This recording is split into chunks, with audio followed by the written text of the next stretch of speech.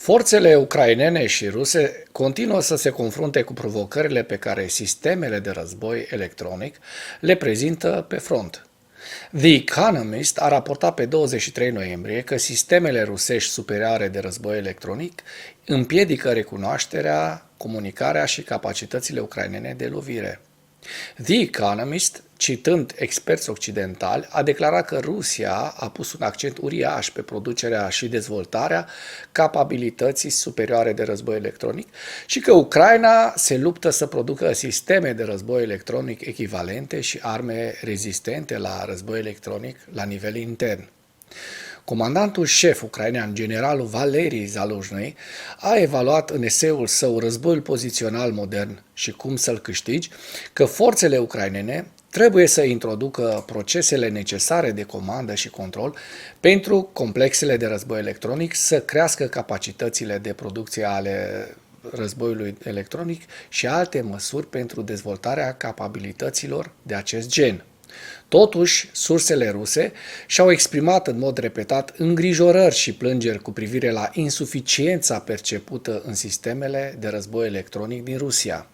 Surse rusești au creditat sistemele ucrainene superioare de război electronic și de recunoaștere aeriană pentru avansurile ucrainene la sud de Bakhmut în septembrie 2023 și au susținut că sistemele de război electronic ucrainene perturbau în mod semnificativ comunicațiile rusești în vestul regiunii Zaporojie în august 2023, ziua 641 a războiului din Ucraina.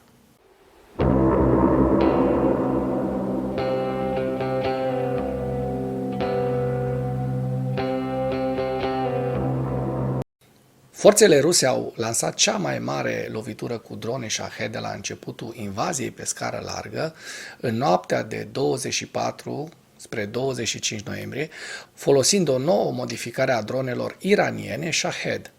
Oficialii militari ucraineni au raportat că forțele ruse au lansat 75 de drone Shahed care au vizat în principal orașul Kiev și că forțele ucrainene au doborât 74 de drone. Oficialii militari ucraineni au mai raportat că forțele ucrainene au doborât o rachetă de croazieră rusă KH-59 deasupra regiunii Dnepropetrovsk și că apărarea antiaeriană s-a activat în cel puțin 6 regiuni, inclusiv în Kiev, Sumi, Dnepropetrovsk, Zaporojie, Nikolaiv.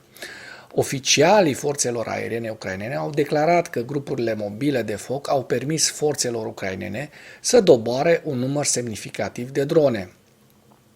Președintele ucrainean Volodymyr Zelensky a observat că forțele ruse au lansat atacul cu drone în ziua de comemorare a Holodomorului din 1932-33, un genocid prin care Stalin a ucis prin înfometare milioane de ucraineni. Dacă până în acest moment ai găsit informații utile în material, contribuie cu un like și cu o distribuire a acestui videoclip pentru a ajunge la cât mai multă lume.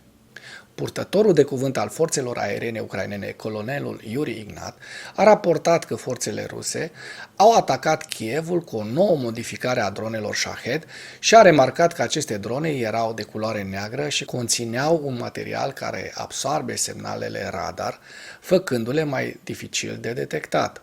Bloggeri militari ruși au susținut în mod similar că forțele ruse au folosit drone Geran negre, nume rusesc pentru Shahed, pentru prima dată și au susținut că aceste drone sunt mai dificil de detectat pe cerul nopții. Mass media iraniană a publicat imagini pe data de 19 noiembrie în care Universitatea Iraniană de Știință și Tehnologie Aerospațială Ashura prezintă noua modificare a Shahed. Drona Shahed 238, prezentată, părea să fie de culoare neagră, dar nu se știe încă dacă forțele ruse au folosit modificarea Shahed 238 în timpul atacului din 25 noiembrie.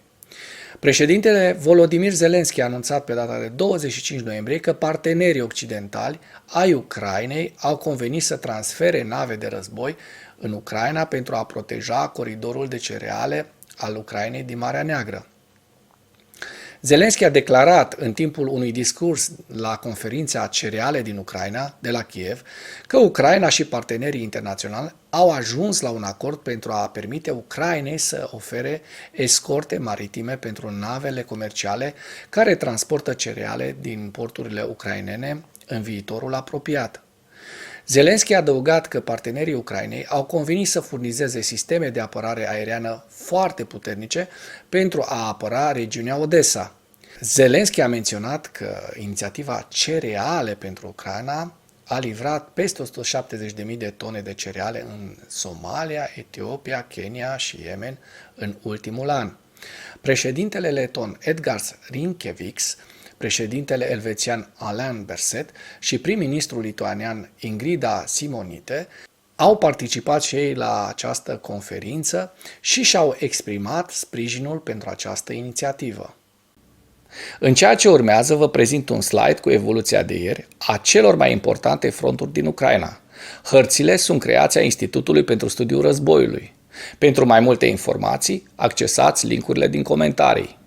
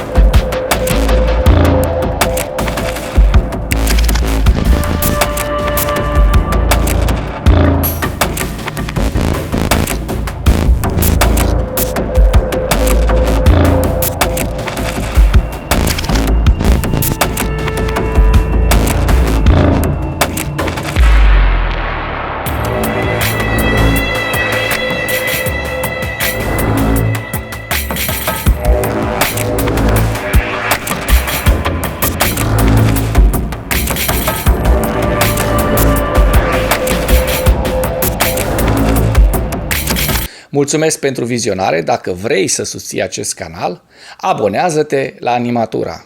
Apreciez mult asta.